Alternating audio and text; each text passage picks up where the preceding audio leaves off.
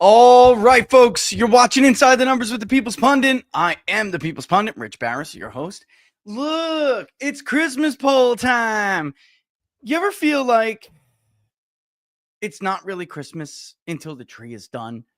You could have swag all over the place in the foyer, the garland, the little potted plants, the lights, but without the tree, I just couldn't get all the way to Holly Jolly. And I've been pretty Holly Jolly this season so far. Don't forget, if you like the videos, to like them and share them far and wide. If you are on Rumble or if you're on YouTube, mosey on over to the other, share and subscribe. That would be great and super helpful. But the best place, of course, to follow us and support us is, whoa, that's right, Madam Producer wants to mirror the camera. peoplespundit.locals.com. That's because every time I kept holding up the book, she's like, you can't see the things. You wear a People's Pundit shirt, you can't see People's Pundit. And now that thing's really in the way. God, can we reduce the font on that thing? For the love of God. Okay, was on Jack Poso yesterday, and we talked briefly about the J6 report. I wanted some more time to digest it, and I thought really what's relevant to this discussion, of course, is how public opinion on J6 and threats to democracy in general played out throughout the entire 2024 election cycle. And for me, the 2024 election cycle started basically after Joe Biden took office. It did. Maybe it didn't for Donald Trump. He wanted to go home to Mar-a-Lago, work on the Trump brand.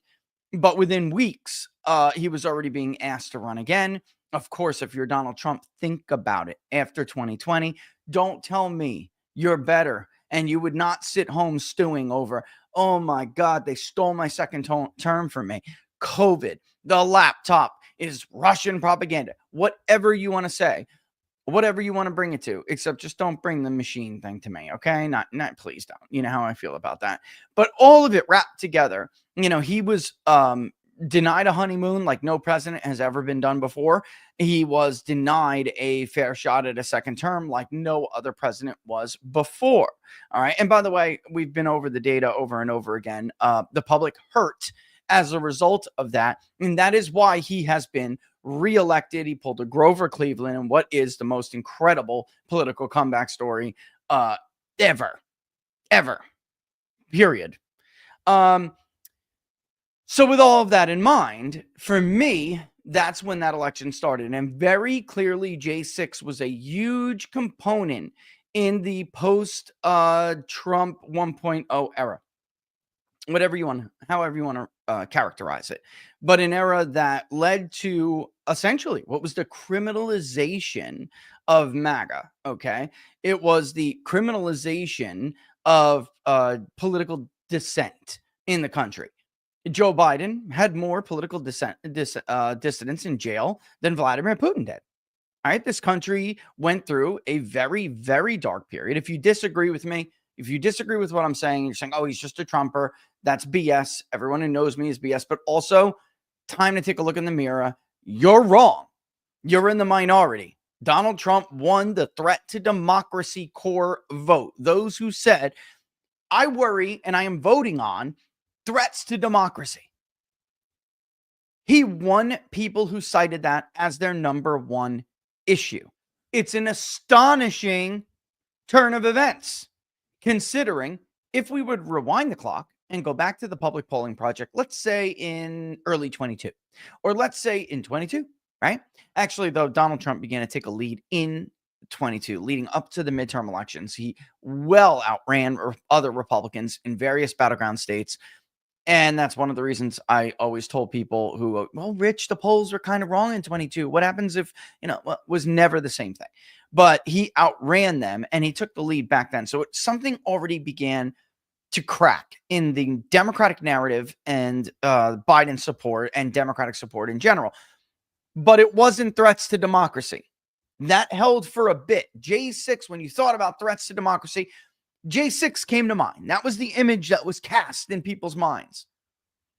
What really started was, God, man, these guys promised the adults were coming back. I'm not going to shut down the economy. I'm going to shut down the virus. It's time for decency again. Of course, that was a total fictional promise.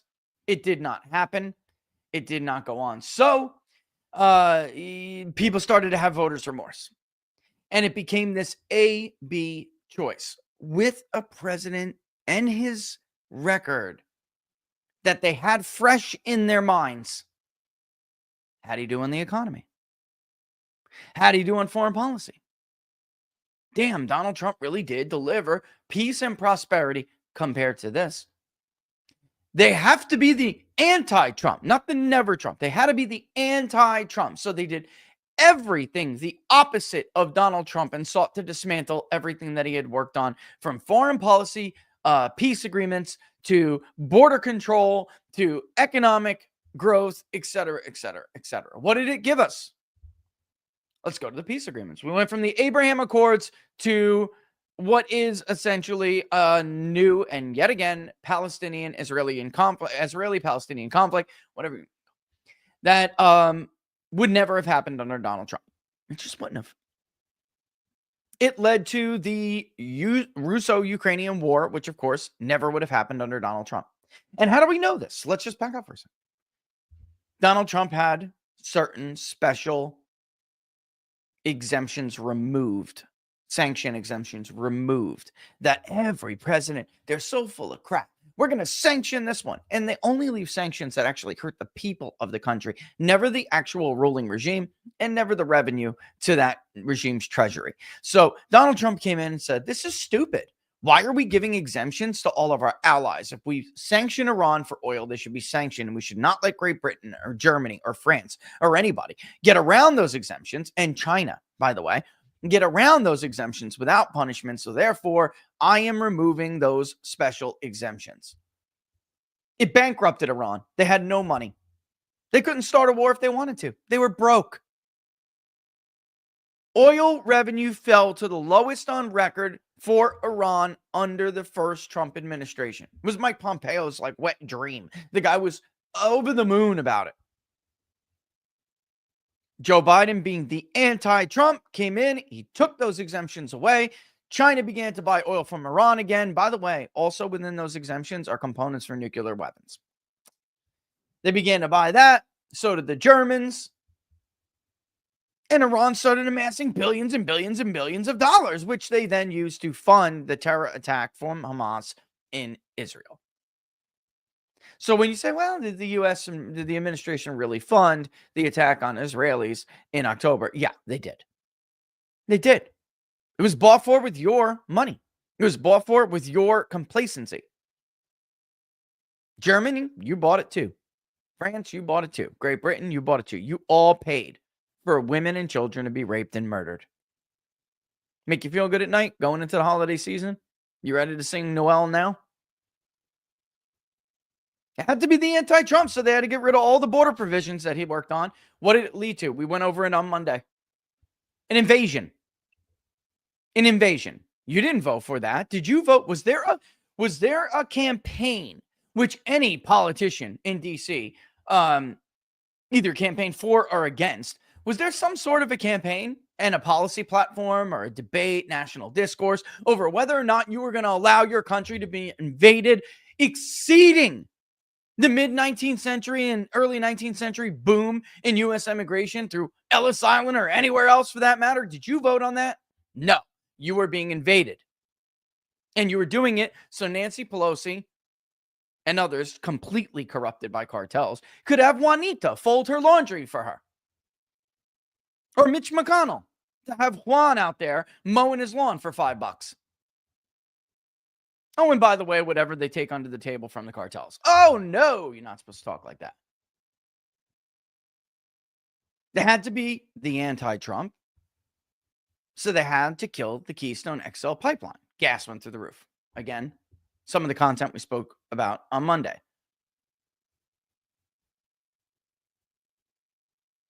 Afghanistan. Have to be the anti-Trump. So we're going to scrap a well thought out plan that took President Trump basically 2 years to put together and negotiate with the Taliban, which would not have given them an air force or a navy. They will never be able to use one of those, by the way. And the billions of dollars in military surplus behind for the Taliban to now use to shoot at innocent people.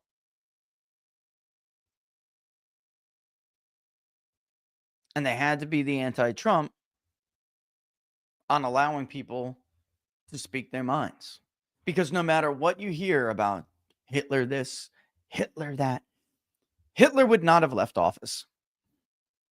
Hitler would have said, this vote is rigged. I'm staying right here. Come get me. Hitler would have just rigged the damn vote. Although he didn't have to.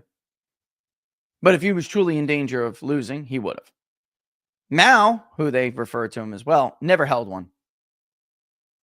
Stalin, Mussolini, all these people, they wrapped up into one. I can't believe they forgot Pol Pot in the Khmer Rouge, by the way. Unlike these people, Trump let them spew venom and push lies. He didn't even have some special group put together to root out the traitors in the FBI and Department of Justice who used the dark arts against the American people to try to subvert a duly elected president with a fake conspiracy about Russia collusion. Trump didn't put anybody in jail for talking smack about him. Democrats did. Trespassing. Hell, the Democrats took advantage of the FBI, according to the Inspector General's report, having 26 confidential informants on the ground during J6, stoking violence.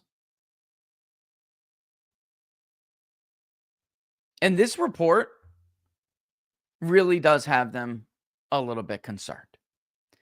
I want to play a clip because why would you need a pardon if you did nothing wrong? Why would you need a pardon if you did nothing wrong?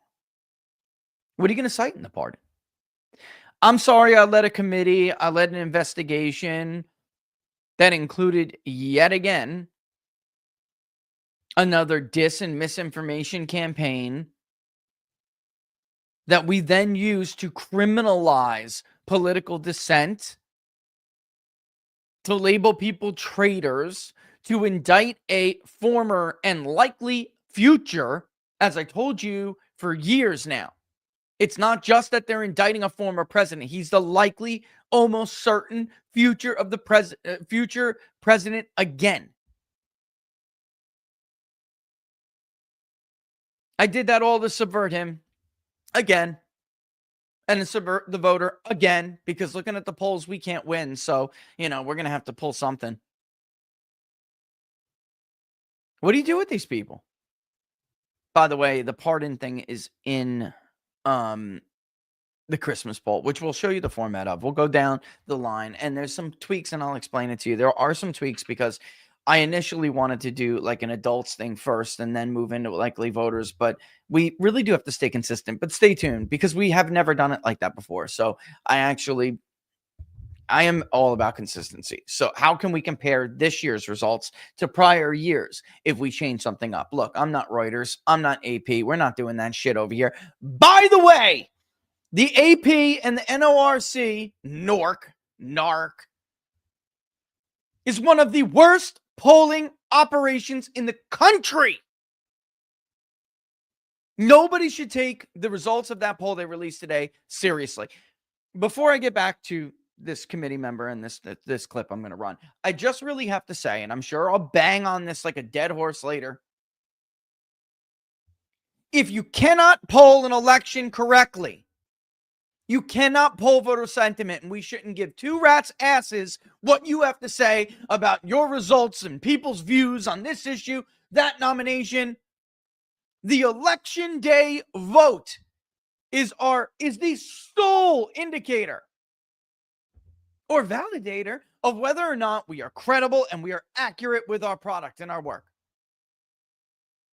If you poll an election like trash, then everything else you're polling is trash. If you can't accurately predict voter behavior in the poll itself, how are people going to vote? If you can't predict that, then why the hell should we listen to you on anything else?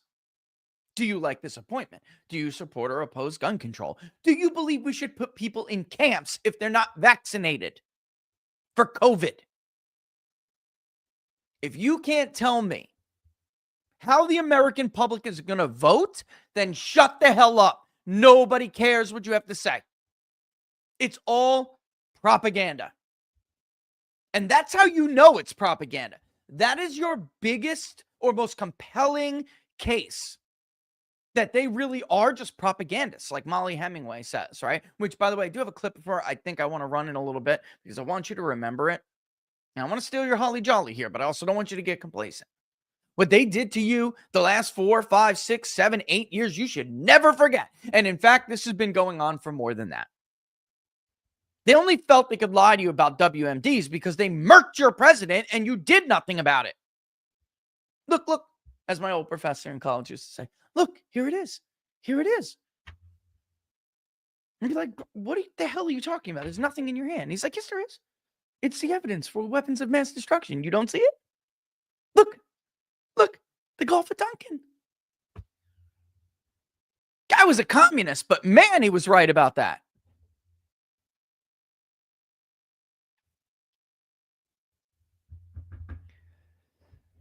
You know what? I should probably leave some of this for later when we're talking about polling. We'll just leave it for later.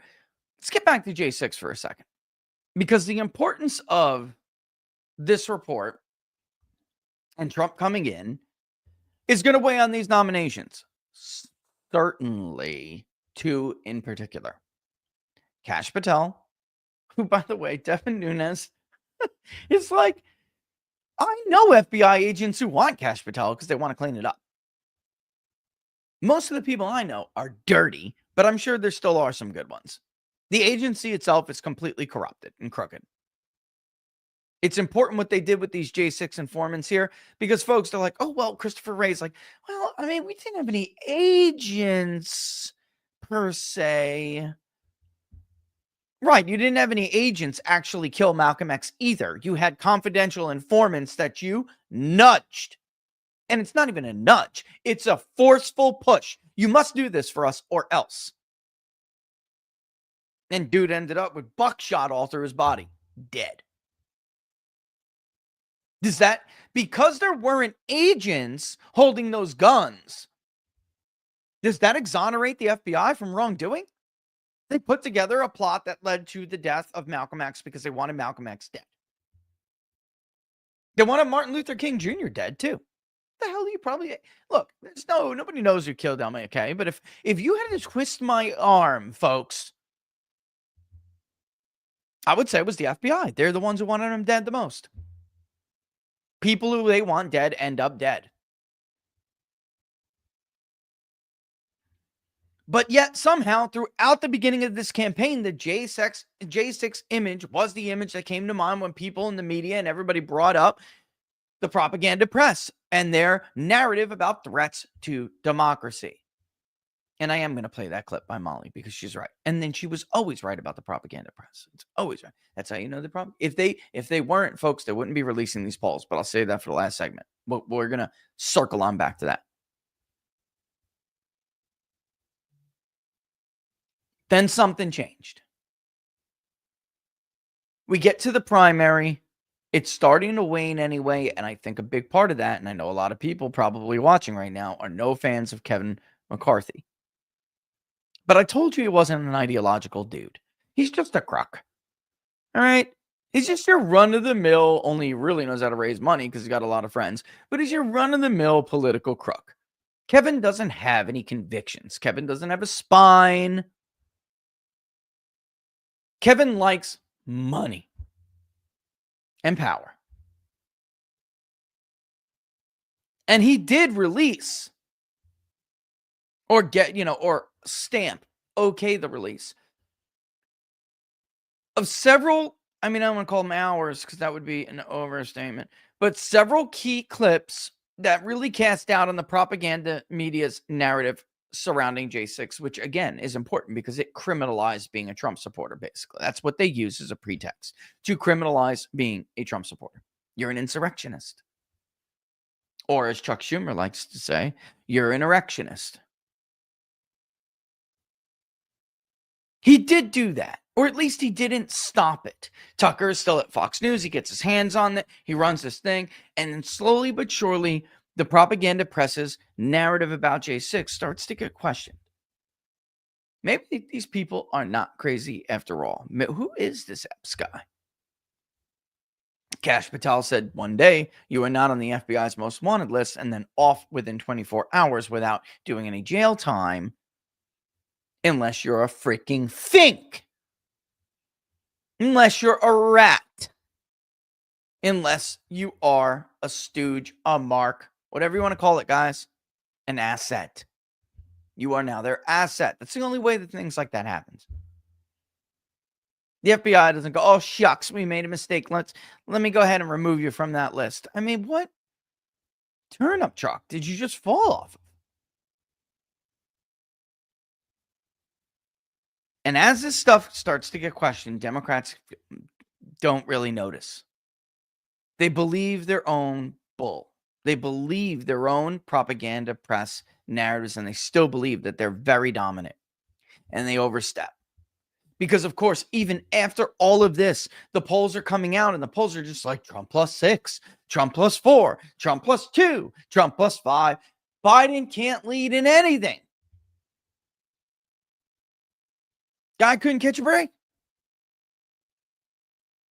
And it didn't have to do with people being convinced yet over that January 6th was a hoax, or not a hoax, because it's not a hoax, but it happened. But January 6th was a setup, a manufactured crisis. Government's very good at them. They weren't convinced of that yet. Trump became a threat again to them because Trump was a better president. Objective reality. Not my opinion. Trump was a better president. The economy was better and more inclusive under Donald Trump. That's because it began to move again to a goods producing sector that was strong instead of just a crappy professional class and service sector economy where basically you either have money or you get to wait on the people who have money. And that's it. You don't want to work 2-3 jobs? No Christmas presents for you. They were the Grinches who stole Trump's presidency. And that just wasn't okay after a while for Americans. So they didn't care, and they needed something, and they got desperate. They're trailing in the polls. Biden looks like he's about to get it pushed in.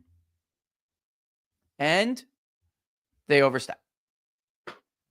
And they come out with these indictments. And first, Alvin Bragg puts his foot forward first. And that's a problem because everyone looks at this case in the public and goes, this is a load of shit.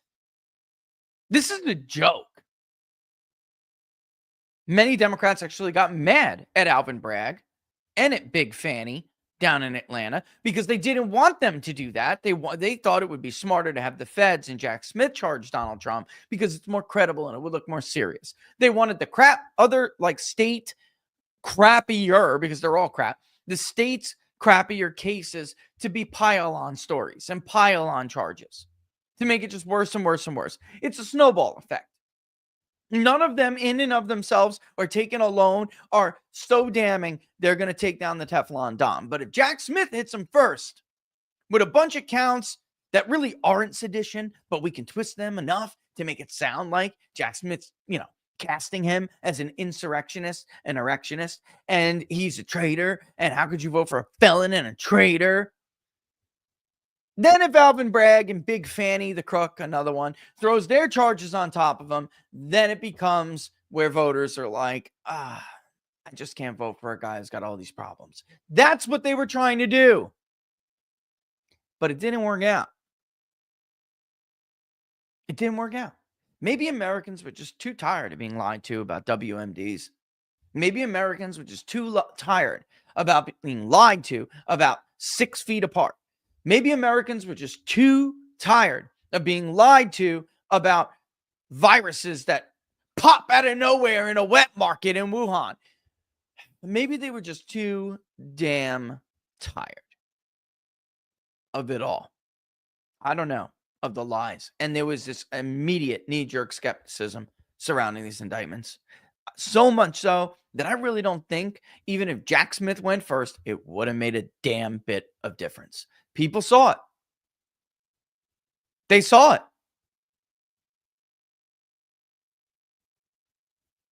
Now the people who are involved in this are shitting their pants with this report that's come out. And if Kash Patel and Tulsi Gabbard, which are the two nominations I referred to before, if they get nominated and confirmed, they have a lot to worry about. Here is one of them, because of course he was the chairman of the damn committee. His name is Benny Thompson. Here he is on CNN talking to everybody's favorite fake reporter. This is the reporter Laura and I saw in Tampa, Florida at a Trump rally, faking being attacked by Trump supporters at the rally. And if Laura and I did not get our own cameras up in the air and video him putting this scam together, he would have went on CNN and said that he was assaulted, instead of just going on CNN and showing clips of the crowd going, CNN sucks, CNN sucks, CNN sucks. Here is Benny Thompson discussing the future, which may not look so bright for him. Why would they need to discuss a pardon if Benny did nothing? Let's go with Jim. Let me go back. Do you want the president to offer some kind of pardon to you? As strange as it is to ask that question, I'm just wondering what you think. Well, you know, the president... As strange as it is to ask that question. Now, here's what's strange. Acosta, after all of the loss of credibility that these people have suffered, still believes that anyone who's going to watch this clip doesn't believe that Acosta is a bullshit artist who knew full well that his claims that there was conspiracies involved, you know, this is a conspiracy theory. Nobody watching this clip believes him anymore. So he, as strange as it sounds, he says, why just drop the charade? Drop it. Everybody knows why you said that. Because he was involved in what would otherwise be considered criminal behavior. It's his prerogative. If he offers it to me or other members of the committee, I would accept it, but it's his choice. I would accept it, but it's his choice. Why? Why are you looking for a pardon? Why did your legislative assistants or staffers, whoever the hell you got, to contact the producer at CNN? Why did you have them put together this segment where you could, because folks, we call it production news for a reason. He wants a pardon. So they put together this segment to talk about J6 in the midst of all of this going on, so he could float the idea about people who participated in this fraud on the American public, so we can float the idea of them all getting a pardon. Like Hunter, his son, who he used as a bag boy, a go-between for the Chinese, the communist Chinese, and corrupt Ukrainian and Romanian oligarchs. Well, if he's getting one, while you're dishing him out, Joe, can I have one too, homie? I helped you. I hid all this information from the American public with my scam committee. And if Cash gets that job, I'm not going down. That's what that is. It's disgusting. That's what that is.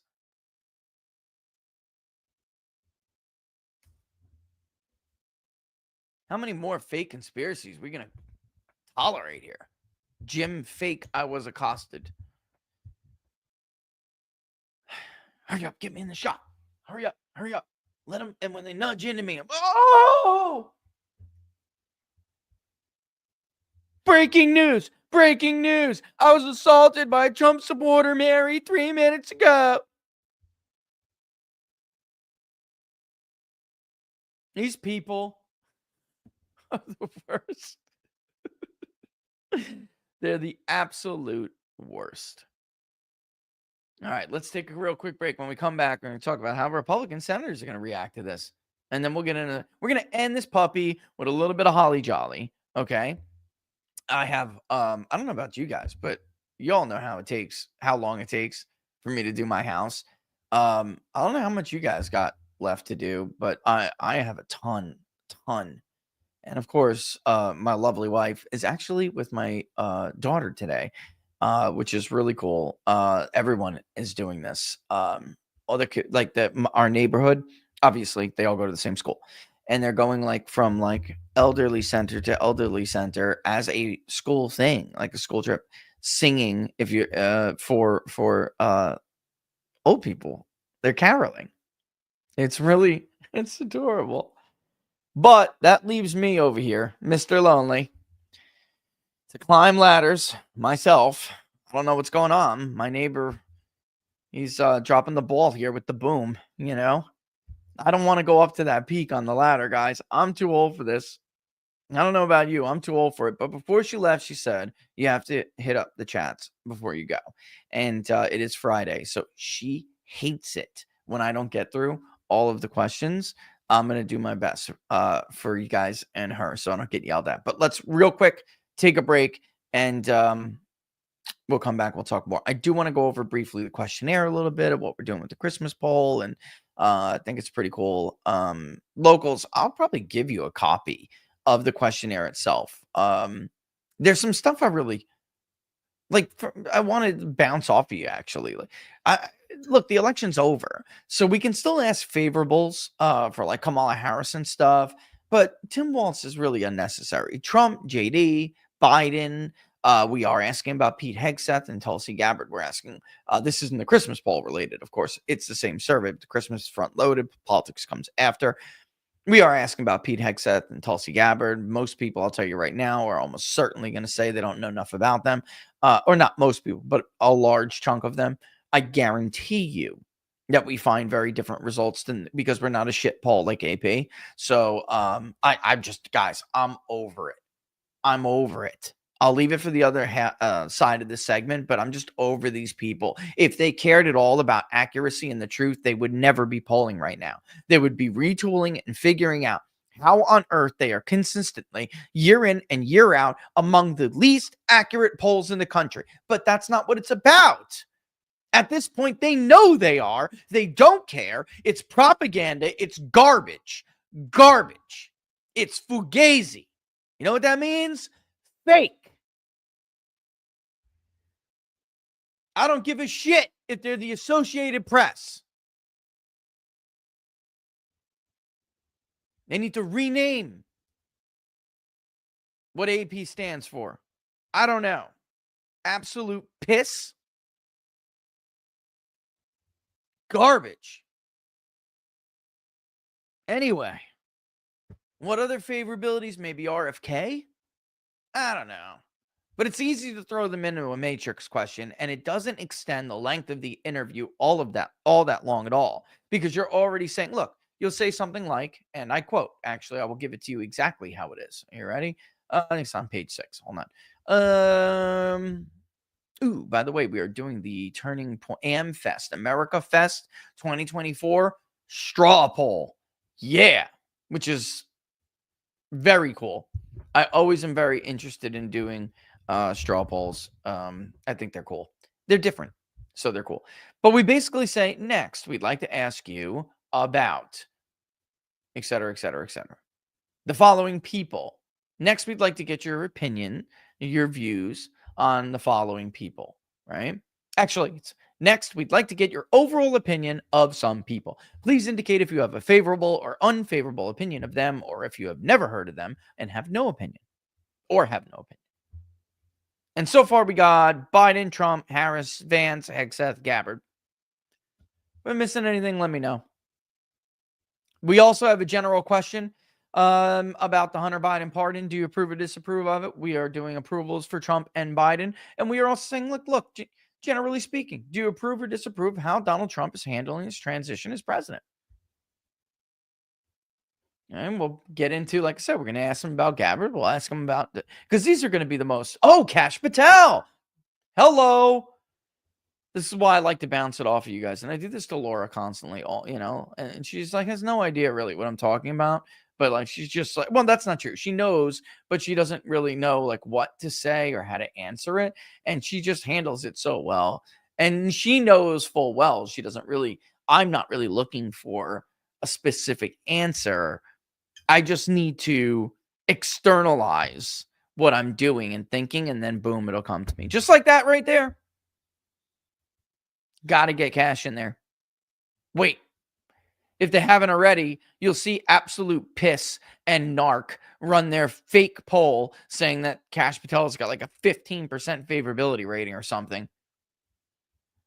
Vladimir Zelensky, 65 favorable.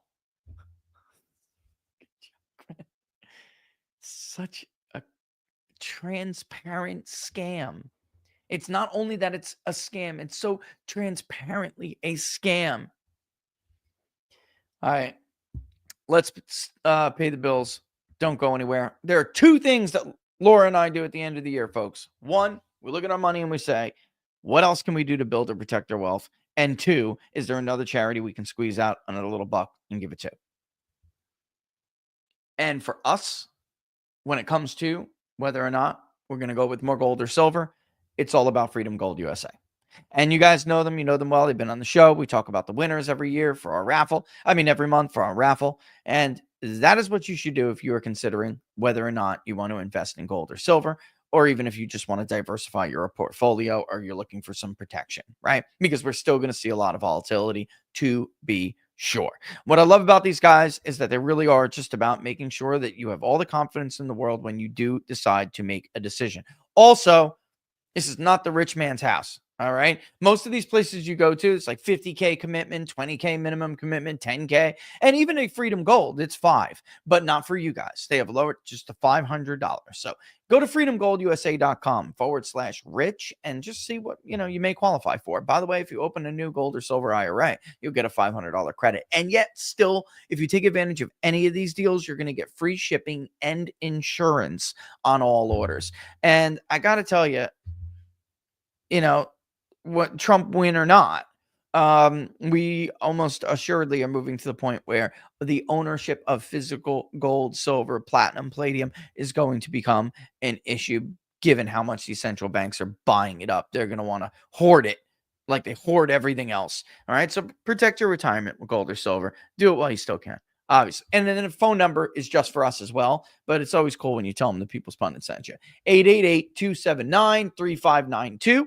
888-279-3592. And everybody who does, and I actually thought it was everyone who opens an account, but they're not doing that. It's actually just everybody who engages in a serious conversation gets thrown into the raffle, because we had a winner who last month who did not open an account, and that's really cool. So, and of course we'll announce those winners when we get them, right? All right, let's move on here. Let me just get this part. Let me reiterate this. I really want you guys to understand what I'm saying here. And let me get the Molly video. I think that's important to go along with this. If these people cared about accuracy in any way, shape, or form, if they cared about any of, giving you the truth, there was the arbiters of what is true and what is not. If they cared about any of that, they would never poll, let alone every single time, immediately after blowing an election. Like for us, we would say, okay, whoa, second, let me take a breather here. Why do we keep getting this wrong? Hillary Clinton plus 13.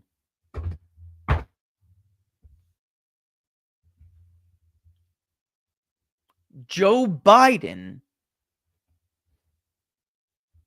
plus 14.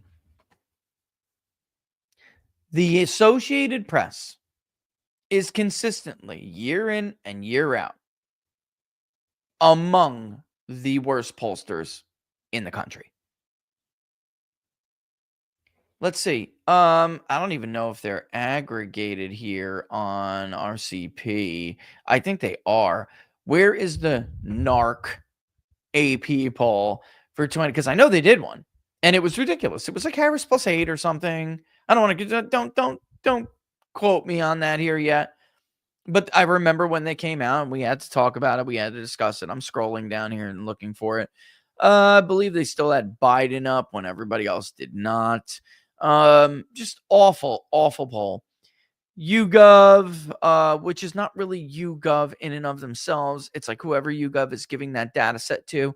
Most of you who watch the show, you know how it goes.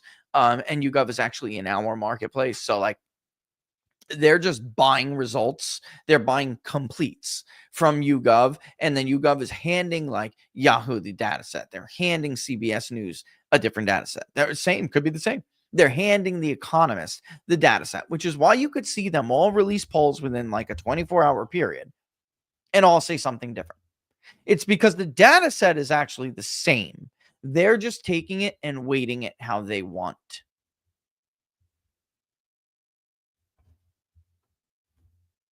Yet that doesn't stop them. Reuters.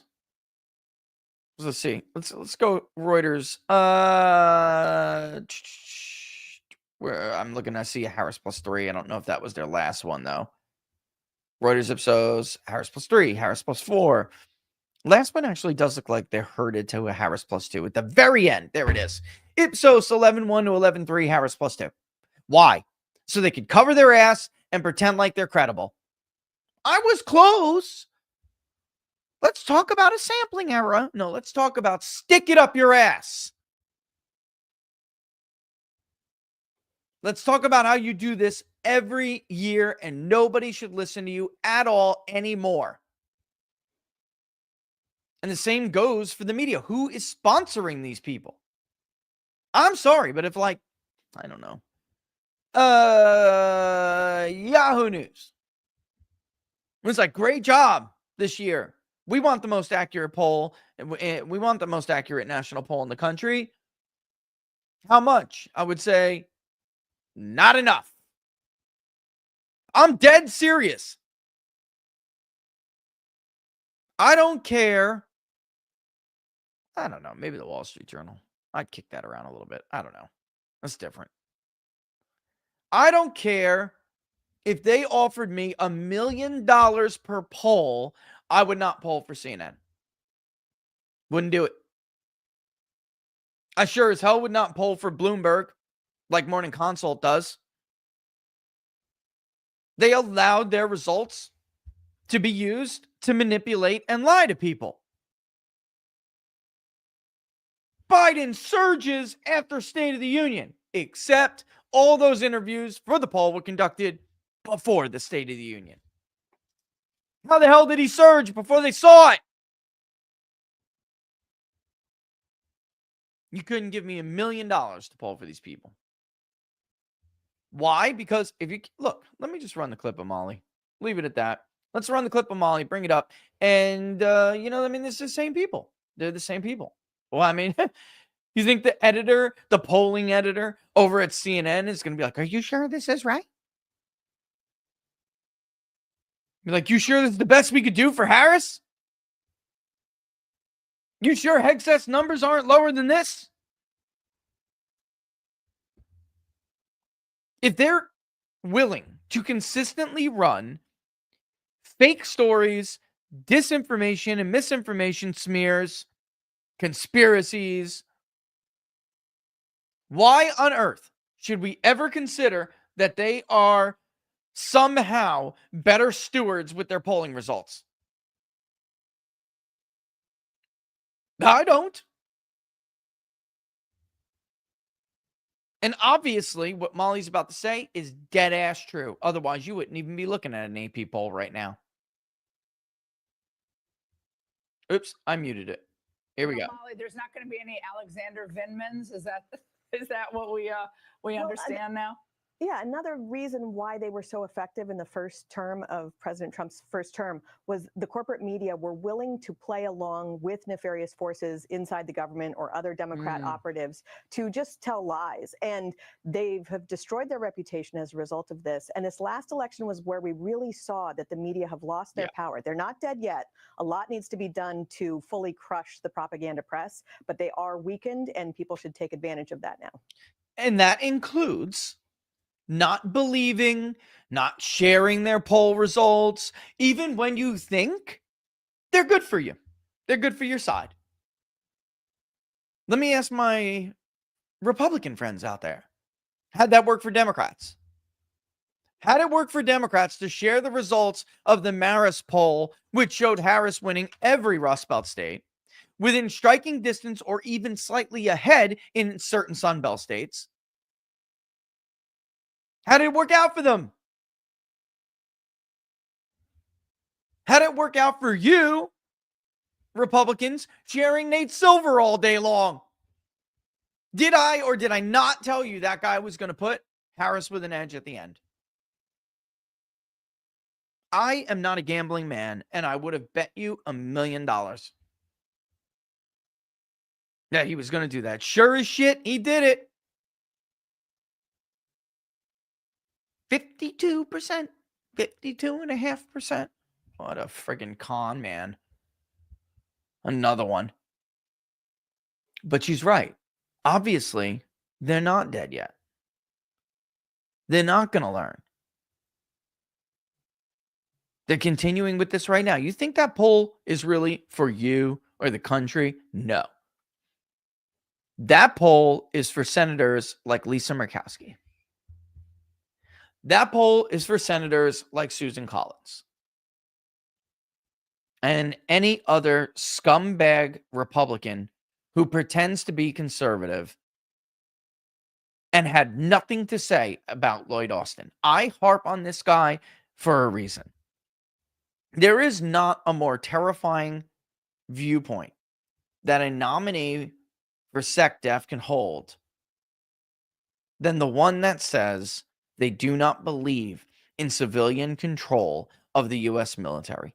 That should be totally disqualifying. Our founding fathers flipped their shit over the Quartering Act. That was it. For many of them who wanted to find a solution,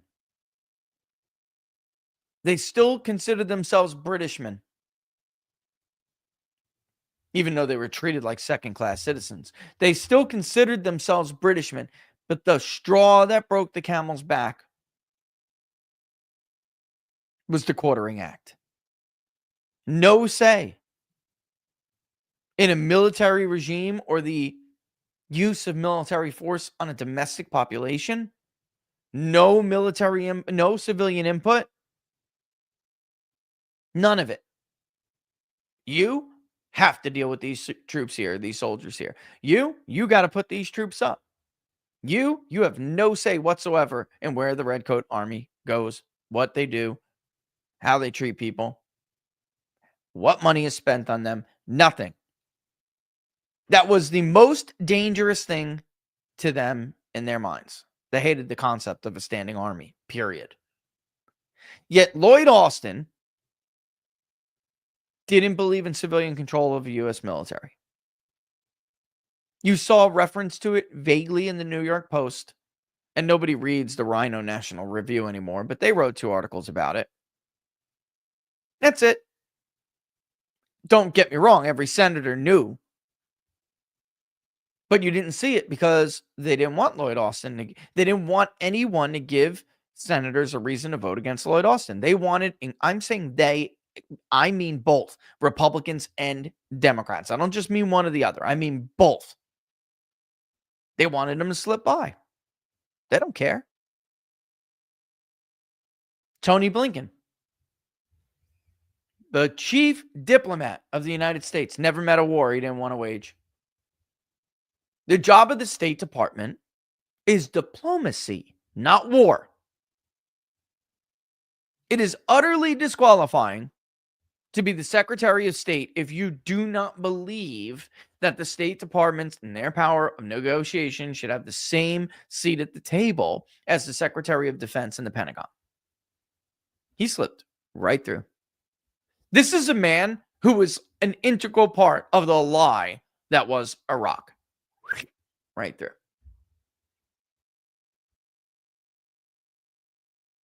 And yet, these polls that are coming out and these smears and these stories that are coming out about Hegseth, Gabbard, etc., these are directed at Republicans who want to vote against the president's nominees. Despite the fact that every legitimate poll conducted has Trump more popular than he's ever been, having the country feel super positive and optimistic about the direction this country is going to go in. And oh, by the way, yes, we do approve of the transition. If we were to find something else, I'd be stunned. We'll find out what level it is.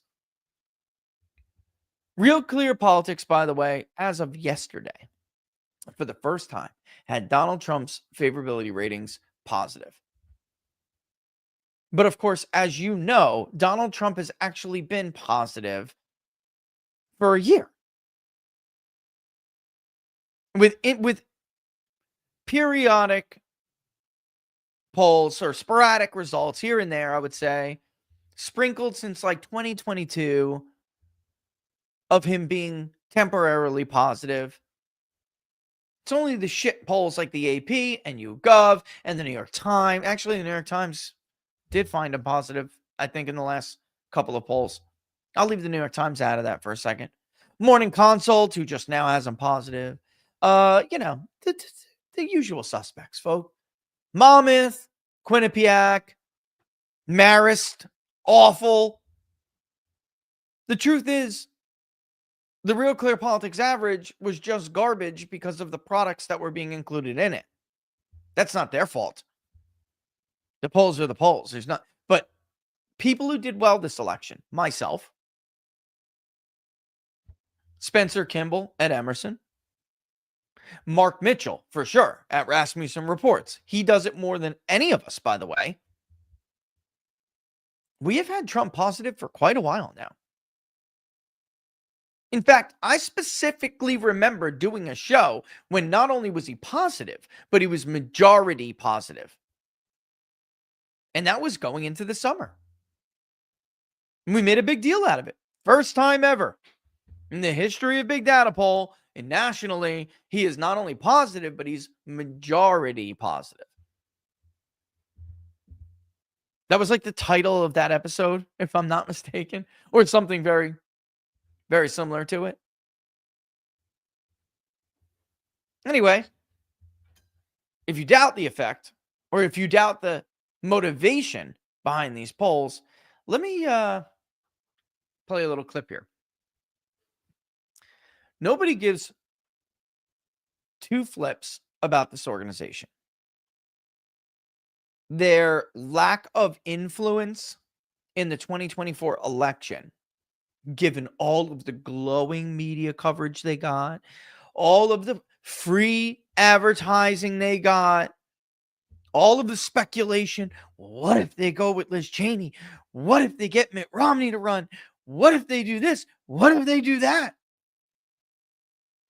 Governor Pat McCrory on the most popular political talk radio show in North Carolina. If we just get somebody who can win 33%, we can beat Donald Trump in this state. No, you can't. Donald Trump's floor in North Carolina is like 45%. What on earth are you talking about? Nobody cares about this organization, but what she said during this interview is illuminating. And we'll talk about who she is, how much thought she actually gives to this stuff after the clip. Here's Senator Lisa Murkowski from Alaska.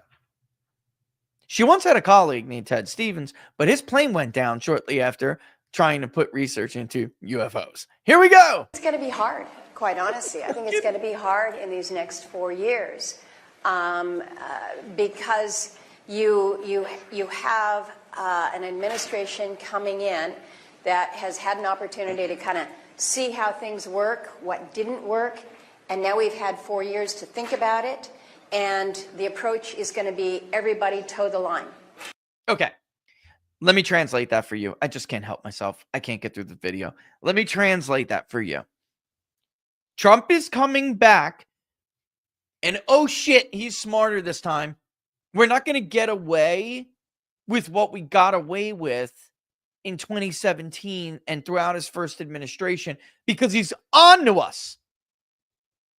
And the message going out, which I told you because Byron Donalds made it very clear, he was the one who delivered this message to his House members. There are others who delivered it to their, Senate colleagues. Get in line or get rolled. This is a very different Trump than 2016 and 17. When he won in 2016 and he was coming in 17, he tried to make peace. He tried to bring people together. He tried to bring Paul Ryan on board. He tried to work with Mitch McConnell. He gave his wife a freaking job. Even though he himself didn't take a paycheck, which, by the way, he's not taking again. Donald Trump will not be paid for being president of the United States. Or technically not. He will be paid, but you have to because it's law. But he will donate those proceeds to a various charity every quarter, like we heard him do, which nobody covered outside of a few of us back then. Don't you think it's notable what charity is about to get nearly $250,000 from the president's salary? That's not news? Of course not. Because we can't have the country knowing that Donald Trump donates his salary to charity. Man, that makes him look too good. Hell no. What Lisa is saying here, the same Lisa who changed her state law so she could survive primaries. What she's saying here is that they are smarter this time. We're not going to be able to hoodwink them. We're not going to be able to bamboozle them. We're not going to be able to con them. It's different. They've had time to figure out we're all a bunch of lying piece of shit scumbags. And this time, we're not going to get away with it. Because if we do oppose him for the sake of opposing him, because we're corrupt and we take our money from rent seekers instead of, our direction from the American public who actually votes for us. If we do that, they're going to come after us. Now they're smarter. And now they know what to do. And here's the kicker, too. In 2018, very much in character with Trump and his attempt to try to make peace with these dirtbags, he didn't go after them. He did not primary them, right? In many cases, he frankly, and it's just the truth, if you're a Trump supporter, I'm sorry, he screwed over the America First candidate and supported the establishment scumbags just to make them happy. At the request of Kevin McCarthy, he left David Valadao alone, even though David Valadao stabbed him in the back and voted to impeach him over what we now know, by the way, because we forgot to even bring up the fact that they used the J6 scam to impeach Donald Trump. Again. Willard, who just delivered his farewell address to the U.S. Senate, voted to convict him. Twice.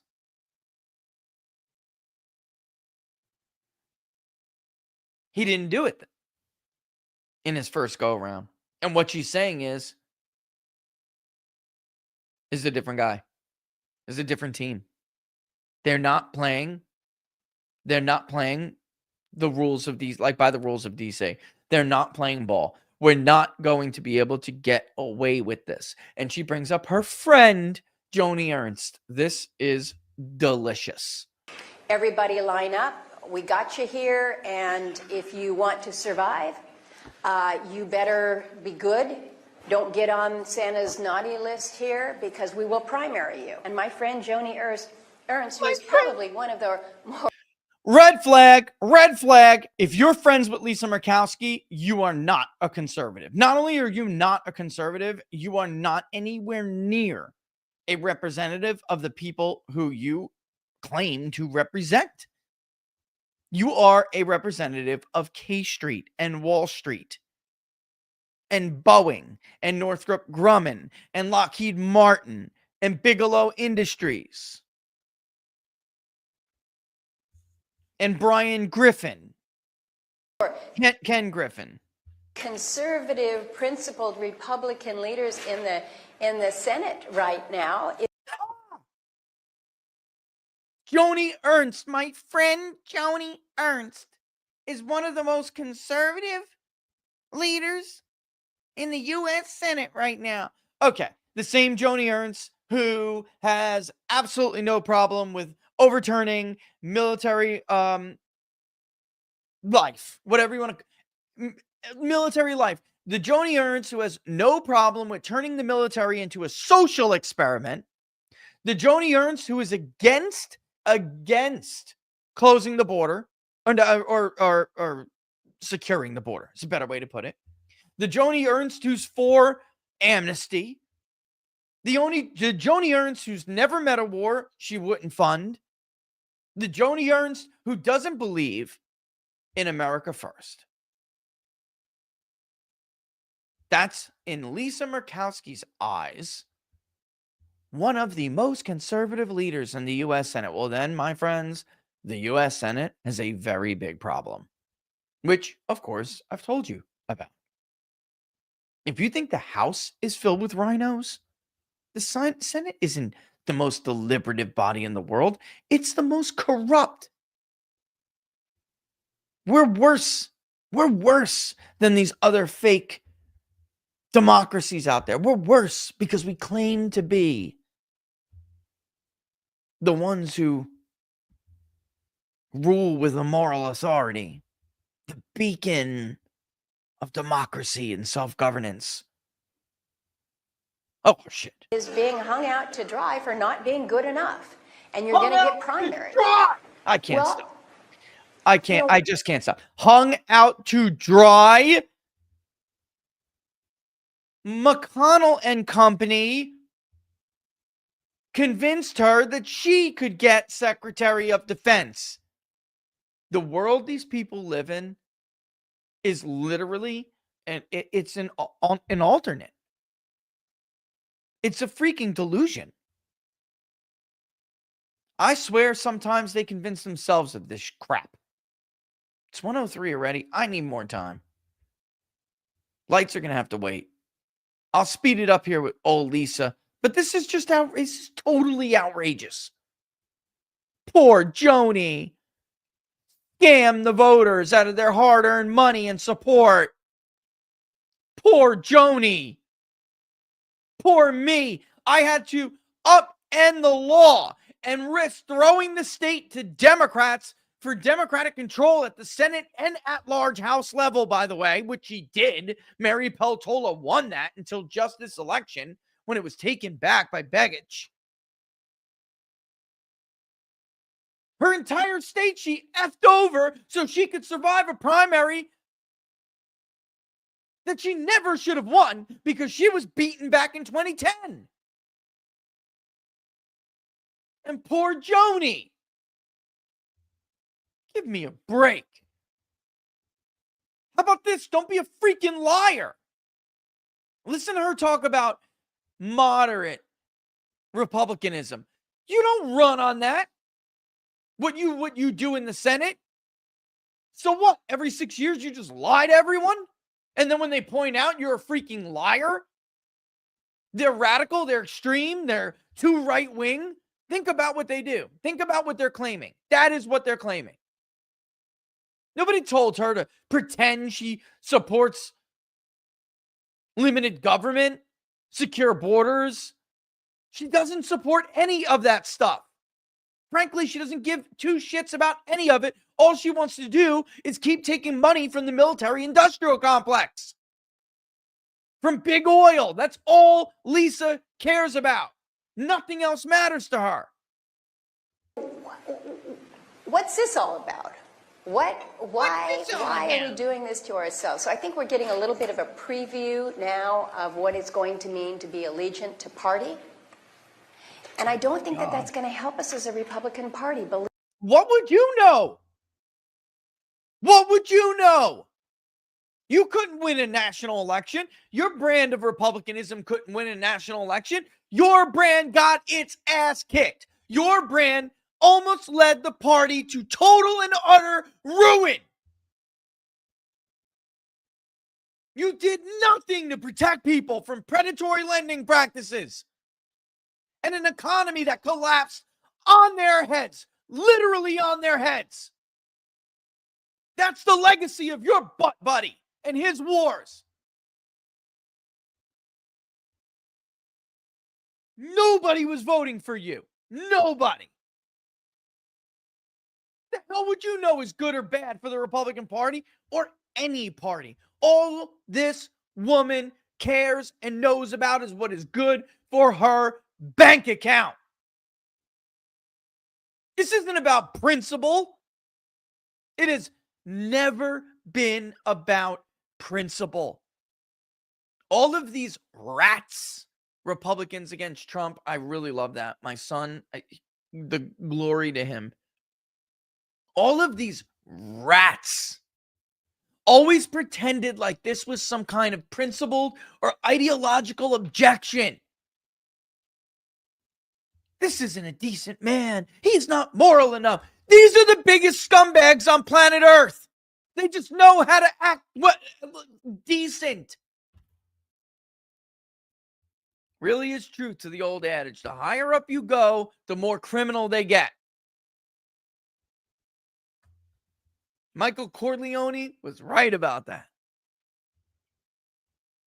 The more legitimate you go, the bigger crooks you will find. Party, principle, ideology. What a crock of shit. Total and utter farce. We don't even need to hear the rest of her. Democrats are going to win because we're going to be too extreme. No, voters actually care whether or not you keep your promises. That's why your party couldn't win, Lisa. That's why you got booted and Joe Miller beat you, and you had to get Karl Rove to call the Democratic Party to get them to abandon their own candidate so you could bring votes in from their party to beat Joe Miller. You forget that? You had to change how elections are conducted in the state of Alaska so you could survive a primary challenge from Kelly. Because Kelly was going to beat you badly. The hell would you know about what voters want? Actually, apparently she has some idea about what they want because she keeps rigging elections to be able to defy their will. I had nothing to do with that. Right. All of your assistants resigned from your office in D.C. to go work on the campaign for ranked choice voting in Alaska, but I'm sure you had absolutely nothing to do with it. How stupid do you believe people are?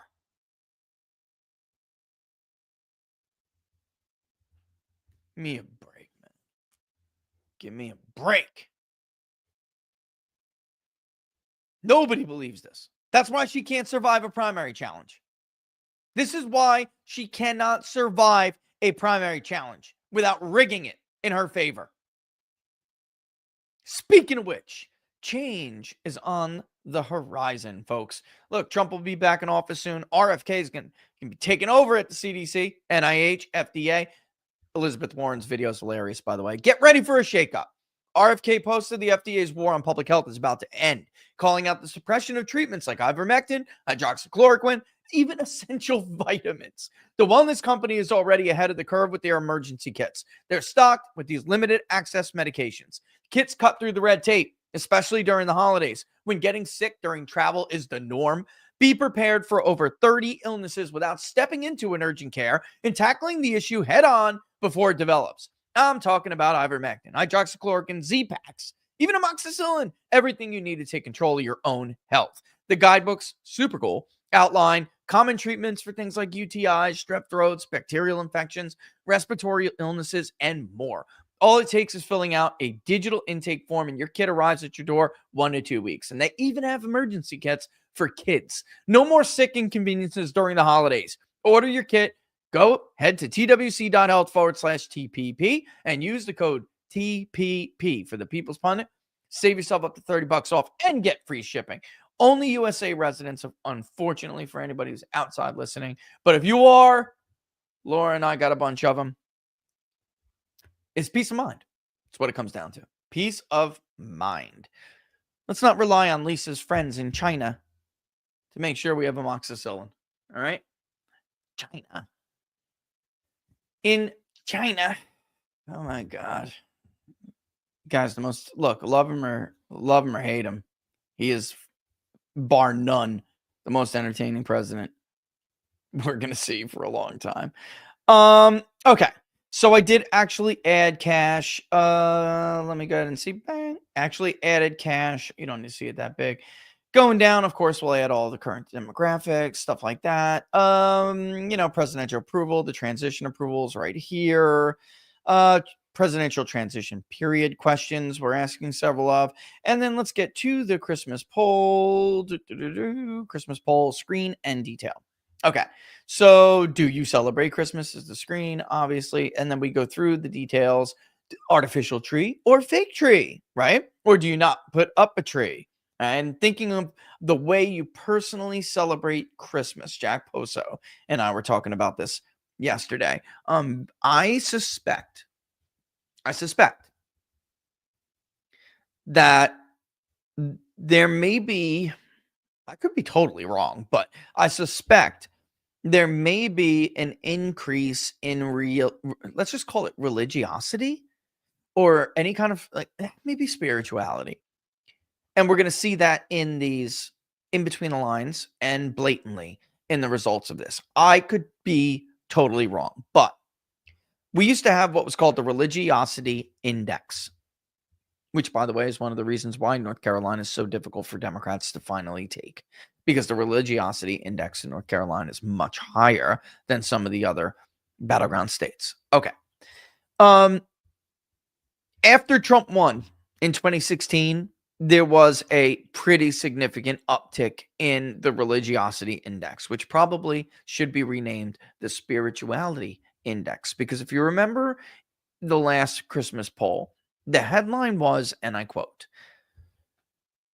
the Christmas poll 2023, more than 9 in 10 U.S. voters celebrate the holiday. And then my quote little thing here is, Christmas spirit is alive and well, despite perceived spiritual void due to lack of religious affiliation and attendance. So in other words, even though Americans don't like churches, even though they don't like organized religion, and that has been crashing. Gallup's got a lot of research on this. It's very fascinating. Don't spend money on Gallup analytics, by the way. It's just way too much money. It's ridiculous. And it's for organizations and entities, corporations to look at. I will tell you as much as you probably need to know or want to know. But they have done a lot of research on this. And they argue, which I have argued in the past, I think it's very clear, that the scandals, like the Jimmy Swaggart scandals, certainly the Catholic Church can't keeping their hands off a little boy scandals and then trying to cover all that up. All of this stuff in a latter 20th century and the 21st century really, really hurt established religion and hurt the identification of religious denominations. So people who may say that, which religious affiliation are you, right? The rise of the nuns. I used to hear my old pastor talk about, and he's wrote a lot of books about it, Andy Stanley, the rise of the nuns. And why is that? And Andy would argue that it's because you don't have to approve of people to love them. And Christianity is viewed as, especially certain denominations, which I won't get into, they're viewed two ways. One is hypocrites, and that part of the scandal hurts. And then the other part is judgmental, right? Look at somebody, let's go back to the Iowa caucuses, all right? Look at that guy, Mr. Kingmaker, Mr. Evangelical Kingmaker. What a judgmental bum, right? He doesn't even know his own community. They voted overwhelmingly for Donald Trump. This guy is a perfect example of what I'm talking about. They think they're better than people. They forgot that God is their judge and everyone else's judge, not them.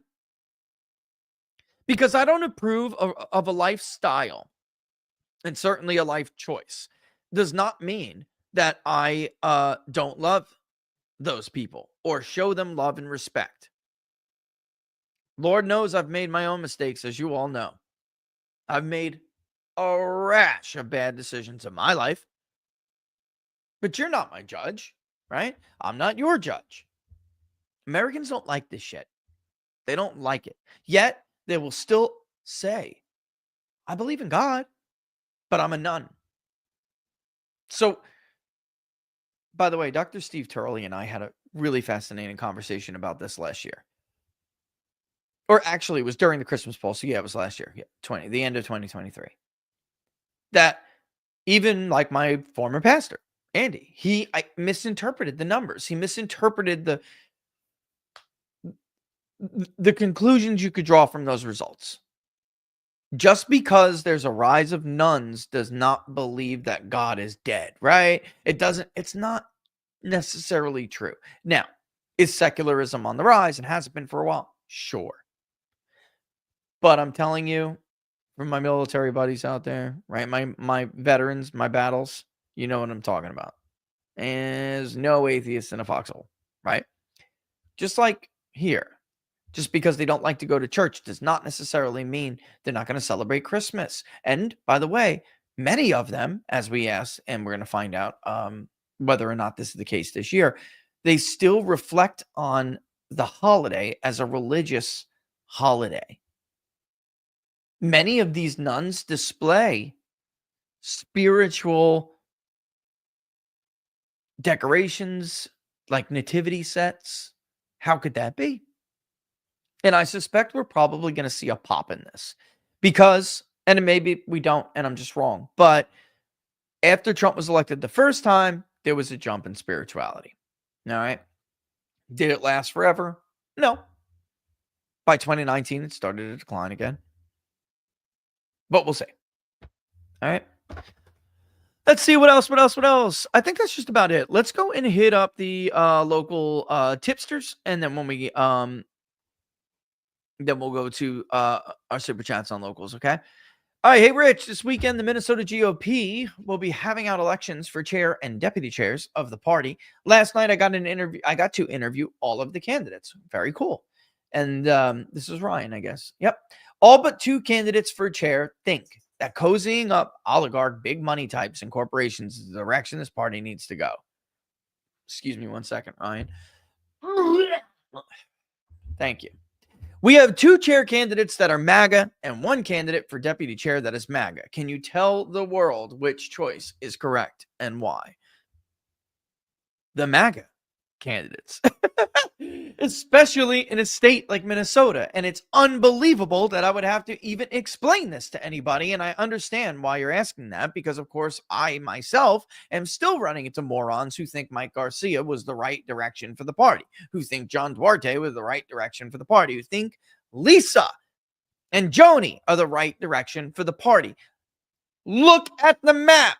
Can you understand basic arithmetic? You do not need to be a statistics guru. Mitt Romney, Ron DeSantis, all these kind of people, whatever, all these alternative nominees that the non-MAGA wing celebrated and pushed so hard would have lost Minnesota by 12 points. Minnesota's Democratic Party maintains its autonomy from the National Committee because they understand, they're smart enough to understand that they need to maintain their populist brand in the state of Minnesota. You're from the state of Minnesota and you're unaware of the importance populism has played in your state's politics since its inception?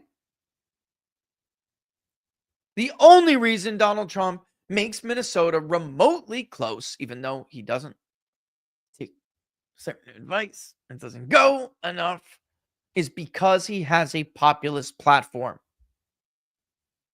This is a no-brainer.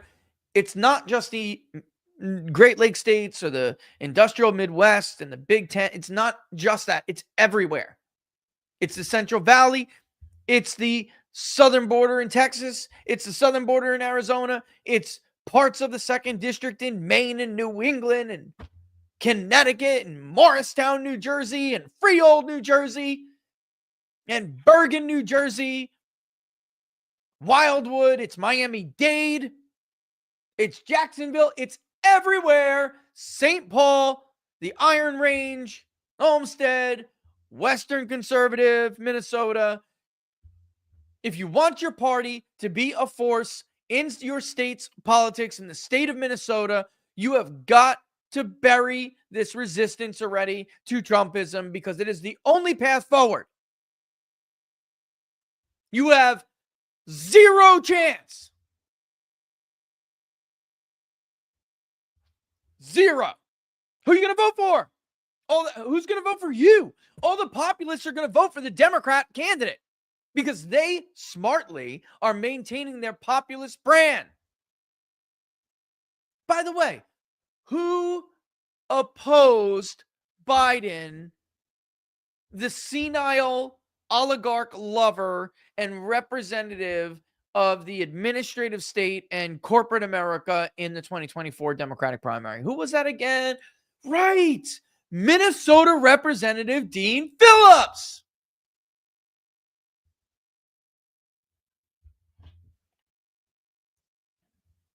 Hope that answers your question, Ryan. Cut it. Send it to the stubborn, thick-headed beep, beep, beep, beep, beep, beep, beep, beep, beep, beep, beep. Merry Christmas. D. Wong, is it more effective to message tariffs as a policy that benefits the working class at the expense of the elites? Because even though everyone pays more for certain things, the working class benefits more from jobs coming back, while the elites need to pay their higher wages to American citizens. The corollary is illegal immigration, which benefits the rich at the expense of the working class.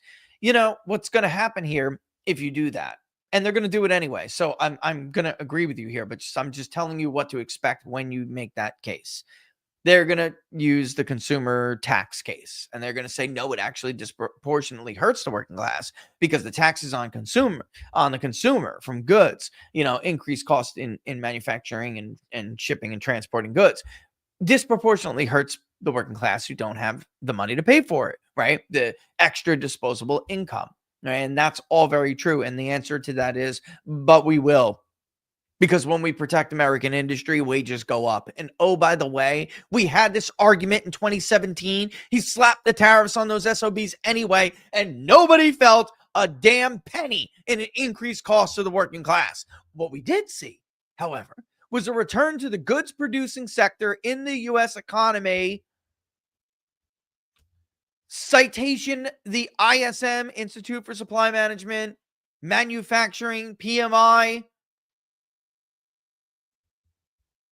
And therefore, they made more money anyway. On top of that, they got the Tax Cuts and Jobs Act, which 50 years of emerging economic data from the OECD, which is left-wing, clearly shows leads to higher wage growth. It's just stunning that there are like the Mark Levins out there and the Ben Shapiro's out there are still like, that's kind of a tax on the consumer. All right, bro. Go quote Jefferson again. Go quote some more Jefferson again, who, by the way, was a protectionist.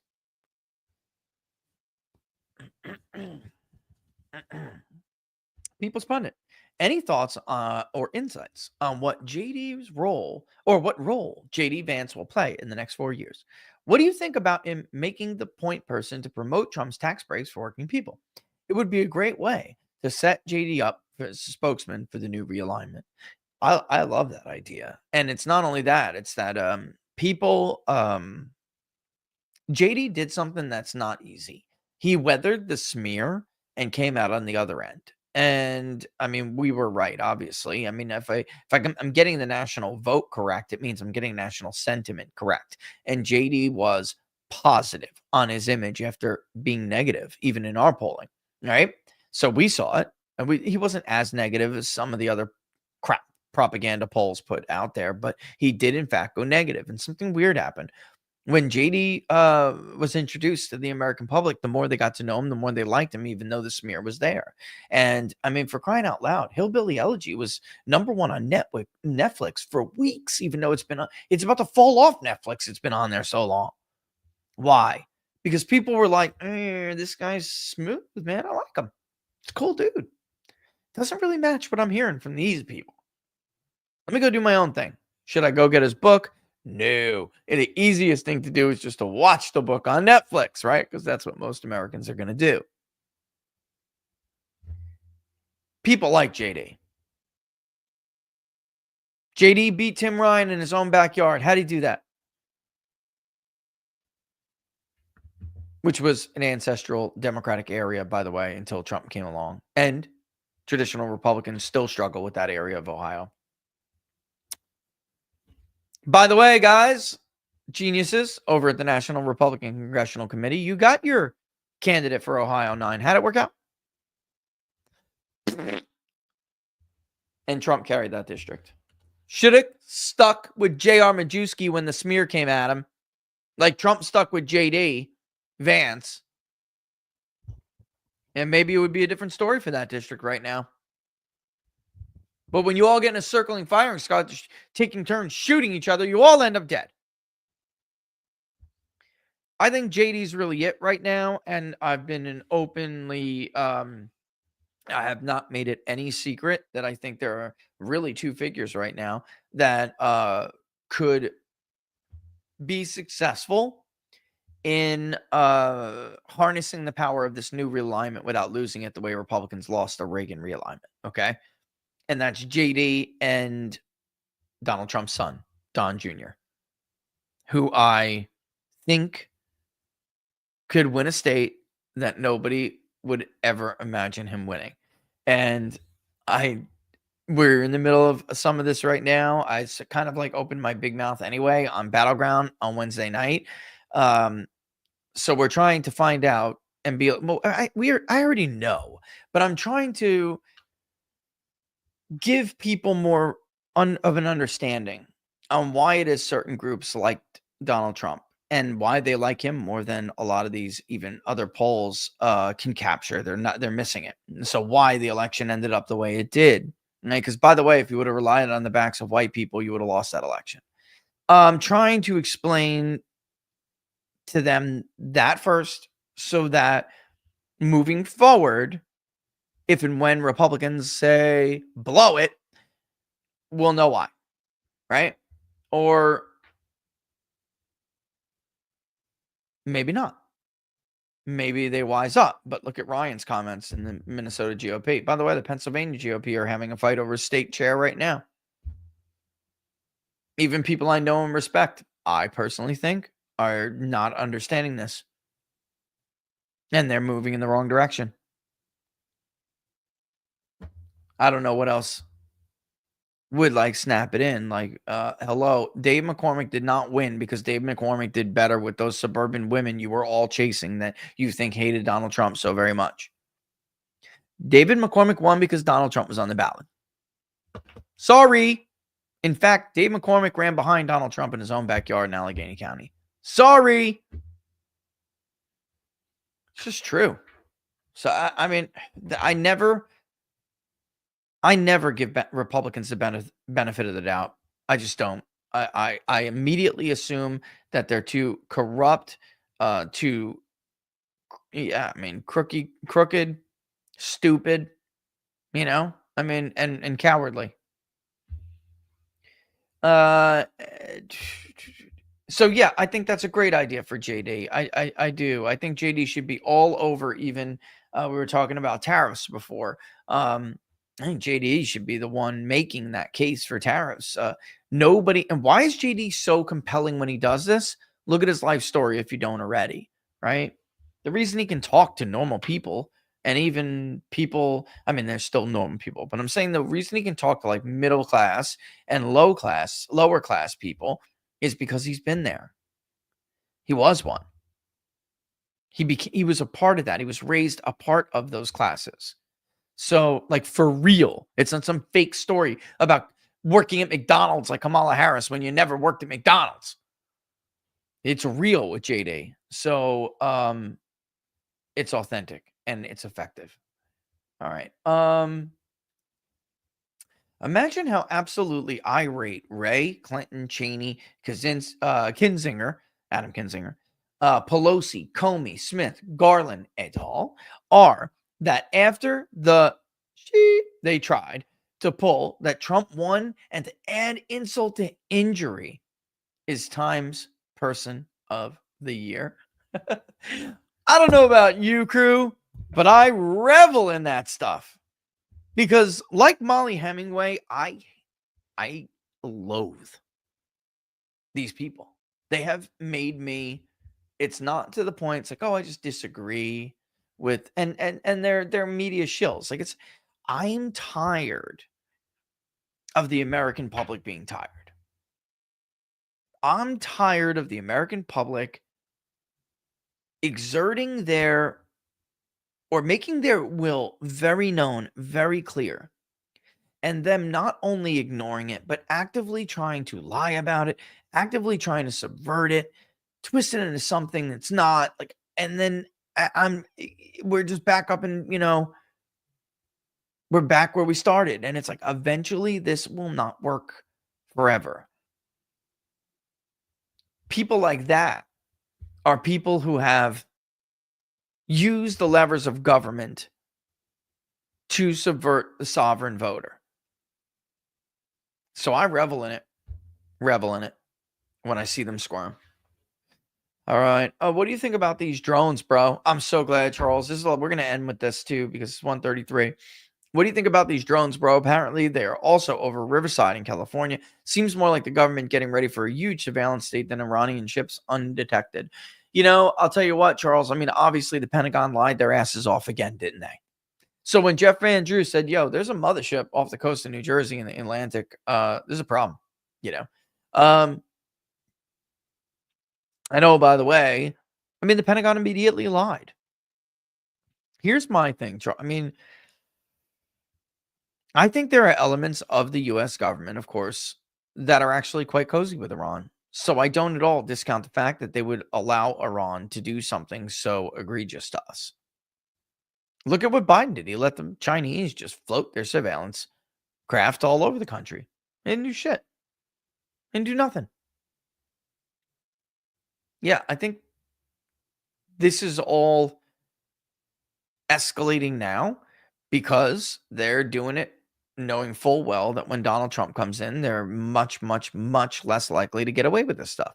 I'm telling you, if Donald Trump was president right now, that thing would have been blown out of the sky already. And if there's another one off the coast of off the Pacific coast and by Riverside, that one would be blown out of the sky too. This idea, well, if there is something, we got to make sure we can safely bring it down. Guys, we all know what the hell propels these things. We know what the technology is that keeps them airborne. What are you saying? The Iranians may what? Like have some like extraterrestrial anti-gravitational device or something? Or they're like antimatter or some shit? What are you saying? Did you hear that statement the other day? I'm like, wait, what? A nuclear-powered airship? Bro, come on. EMP that puppy. Poof, right out of the sky. No, it's not. That's it. Let it land in the water. Whatever it is. Don't tell me they don't know how to take it down. I'm sure they do.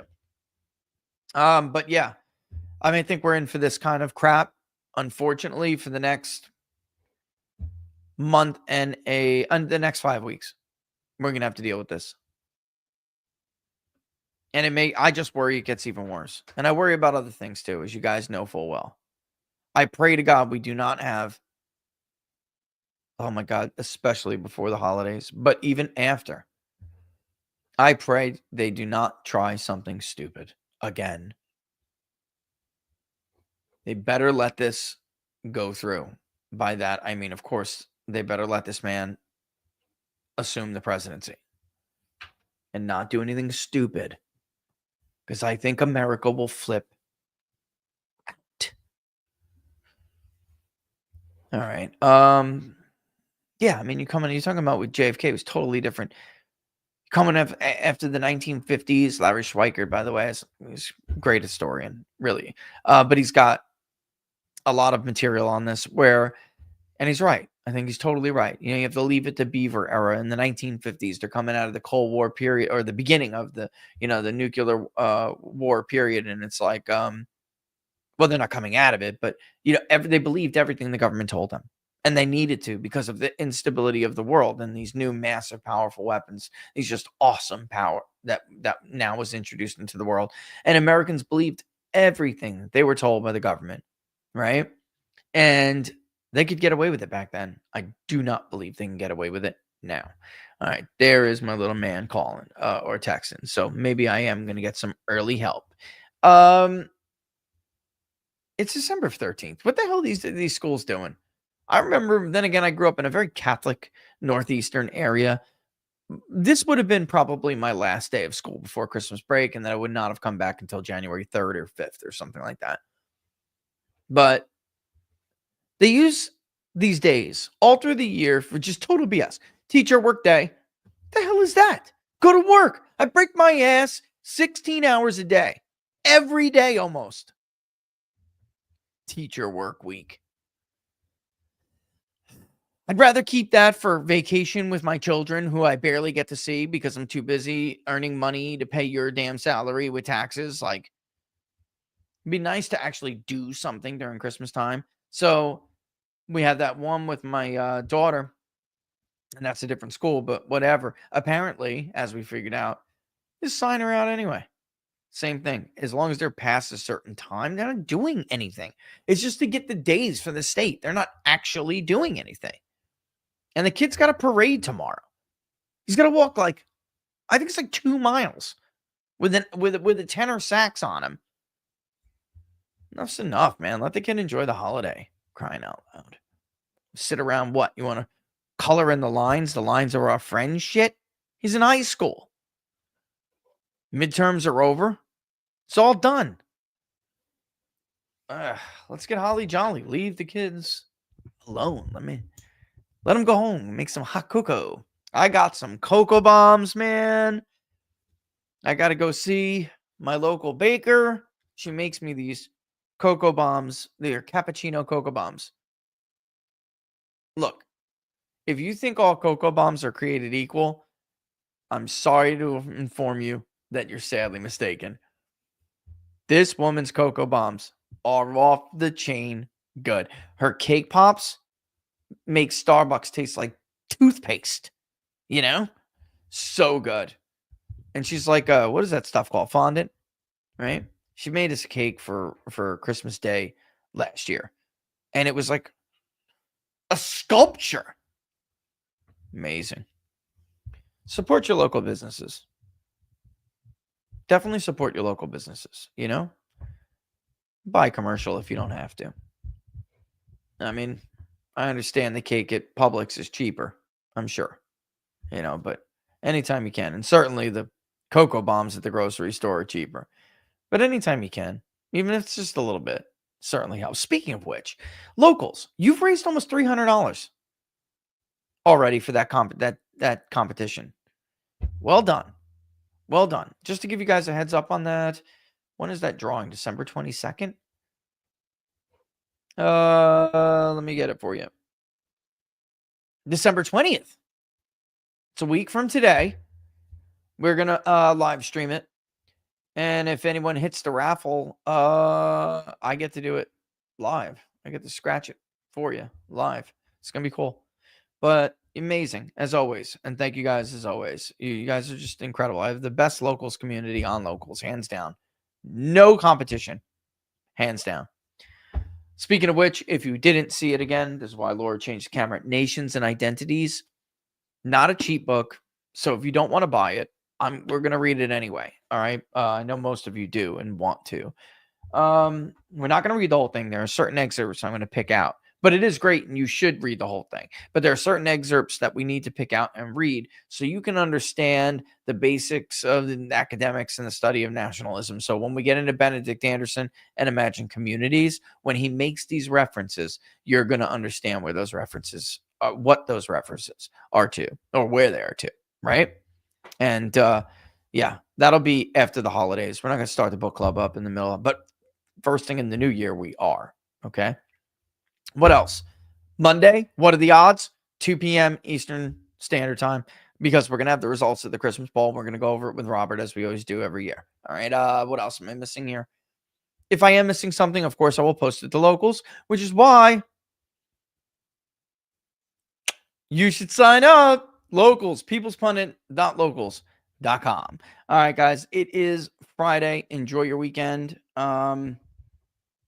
Like I said, I don't think I'm missing anything, but if I am, I will, of course, post it. Thanks as always for watching, and enjoy each other.